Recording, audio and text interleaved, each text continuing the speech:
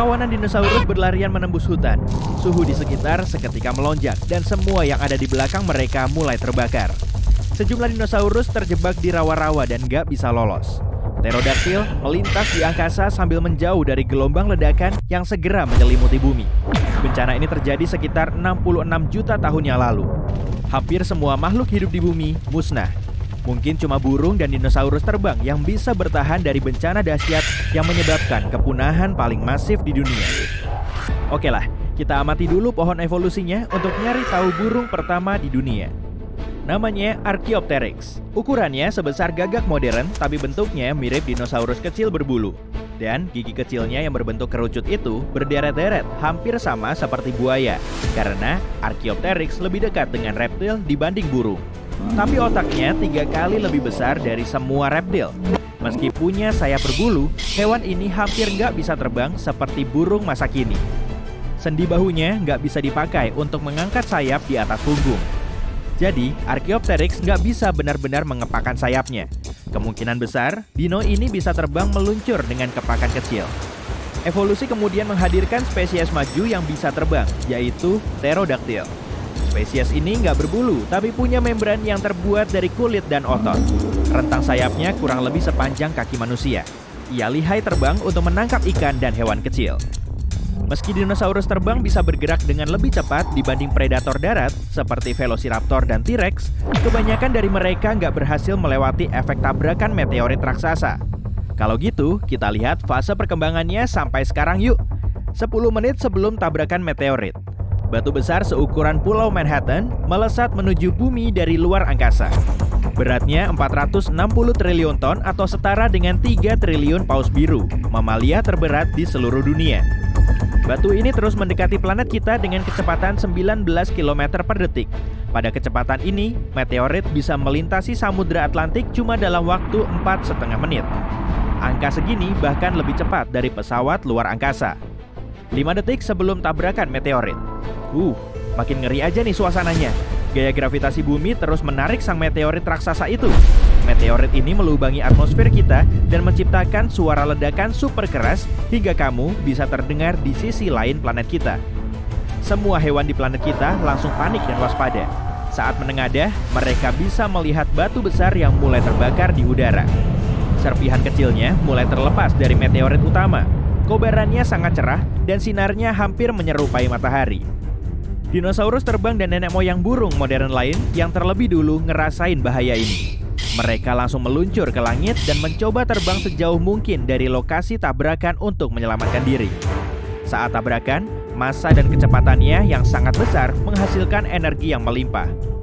Sesaat setelah menyentuh bumi, meteorit menyebabkan ledakan yang setara dengan 150 triliun ton TNT. Gelombang ledakan ini mengoyak planet kita, lalu melemparnya ke langit. Energi yang sangat besar mulai bergerak dari titik tabrakan ke segala arah. Pepohonan juga tercabut bersama akarnya, kemudian terdorong ke tanah seperti domino. Bumi kita diselimuti gelombang kejut. Energi ini kemudian berubah menjadi panas. Semua objek yang ada di lokasi tabrakan mulai terbakar. Hutan hijau dan pepohonan berubah menjadi arang membara cuma dalam hitungan detik. Tanah dan batu juga menguap. Peristiwa ini menyebabkan gempa bumi dahsyat. Sejumlah dinosaurus mungkin telah jatuh ke dalam retakan yang muncul di tanah.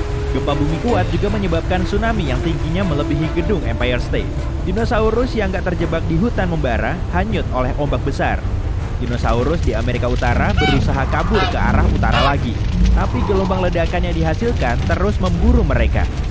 Dinosaurus terbang gak terpengaruh oleh gempa bumi atau tsunami karena mereka bisa menghindar dari ombak raksasa. Tapi mereka juga harus terus-terusan menangkis puing-puing meteorit.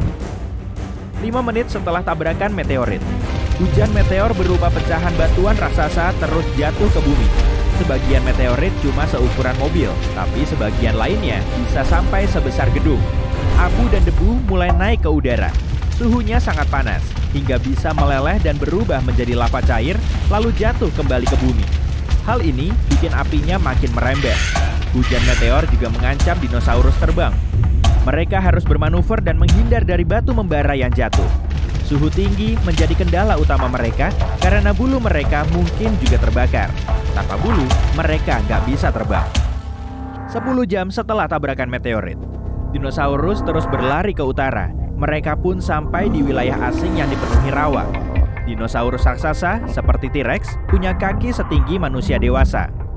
Mereka berpeluang mampu melewati medan ini, tapi setelah terjatuh, mereka nggak akan bisa bangkit lagi. Dinosaurus yang lebih kecil, seperti Triceratops, punya kaki pendek, jadi nggak bisa melewati rawa yang basah.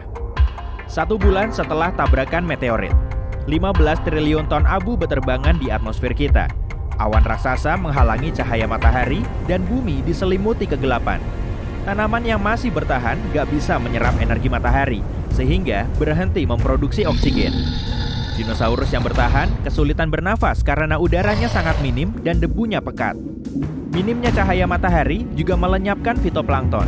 Banyak hewan laut kehilangan satu-satunya sumber makanan mereka. Debu dan abu di atmosfer menghalangi sinar matahari, dan suhu di permukaan bumi mulai ngedrop. Titik tabrakan meteorit mengandung banyak sulfur. Asam beracun ini menguap saat terjadi tabrakan, lalu membentuk awan. Hujan asam juga mengguyur bumi. Dinosaurus terbang kini harus bersembunyi dari hujan ini. Mereka harus tinggal di gua dan gak bisa keluar untuk nyari makanan. Sejauh ini, banyak dinosaurus darat dan terbang bisa selamat. Mereka kemudian keluar dari tempat berlindungnya untuk mengamati dampak bencana ini. Situs tabrakan ini berada di Meksiko modern, tepatnya di semenanjung Yucatan. Di situ terdapat kawah Chicxulub, diameternya sekitar 150 km dan kedalamannya 19 km. Gunung Everest bisa muat dimasukin ke situ dan bahkan bisa ngebentuk celah sekitar 10 km. Dinosaurus menghilang dari bumi gak cuma disebabkan oleh tabrakan meteorit. Api telah merusak sebagian besar tumbuhan yang dikonsumsi dinosaurus herbivora. Karena nggak ada makanan, jumlah dino ini juga berkurang cepat. Akibatnya, dino predator semakin sulit mendapatkan mangsa. Hujan asam dan hilangnya fitoplankton mengancam makhluk hidup laut. Meski burung bisa menghindar dari gelombang ledakan dan tsunami, mereka juga kekurangan makanan. Sekitar 80% dari semua burung nggak bisa bertahan sampai akhir masa kepunahan, karena semua hutan di bumi telah musnah. Kebanyakan burung hidup dan membuat sarang di atas pohon. Selain dia, hutan selalu penuh dengan makanan, mulai dari berbagai spesies semut, rayap, serangga terbang, serta tikus kecil. Jadi, cuma spesies yang hidup di tanah dan bisa terbang yang selamat. Kemungkinan besar, mereka memakan benih dari tanaman kecil yang masih hidup. Kebiasaan ini bikin dinosaurus terbang kehilangan gigi selama proses evolusi. Rahang mereka nggak lagi dipenuhi gigi tajam, dan kini mereka punya paruh panjang untuk menelan benih kecil dari tanah. Meski bumi kelihatan sangat mengerikan, ada juga ledakan evolusi burung. Mereka harus melakukan perjalanan jauh untuk nyari makanan, sehingga sayap mereka jadi lebih kuat. Mereka juga aman dari predator yang sebelumnya mengincar mereka sebagai makanan. Kini, nggak ada lagi T-Rex yang menangkap burung tidur yang sedang lengah. Sekitar 1000 tahun setelah tabrakan, hutan lebat pertama kali muncul. Hutan ini memacu terjadinya evolusi. 1 juta tahun kemudian, hutan yang dipenuhi dengan makanan telah dihuni oleh nenek moyang burung tikus modern. Dan 65 juta tahun kemudian, di zaman modern, kita punya sekitar 10.000 spesies burung. Ada merpati, gagak, elang, raja wali, penguin, dan masih banyak lagi. Mereka semua adalah keturunan dinosaurus. Tapi ada juga korban selamat lainnya. Nenek moyang buaya dan aligator mampu beradaptasi dengan perubahan kondisi. Sekitar 80% spesies kura-kura bisa bertahan dari kepunahan massal. Dan kini keturunan mereka juga hidup bersama kita. Ular dan kadal juga mampu menunggu masa-masa sulit di liang tanah. Bahkan mamalia seperti Monotremata juga bisa bertahan. Hewan seukuran landak ini bisa terus berevolusi. Jutaan tahun kemudian, mamalia ini berkembang menjadi primata yang kemudian memberikan hidup bagi manusia modern. Dan beberapa tahun berselang, lahirlah iPhone.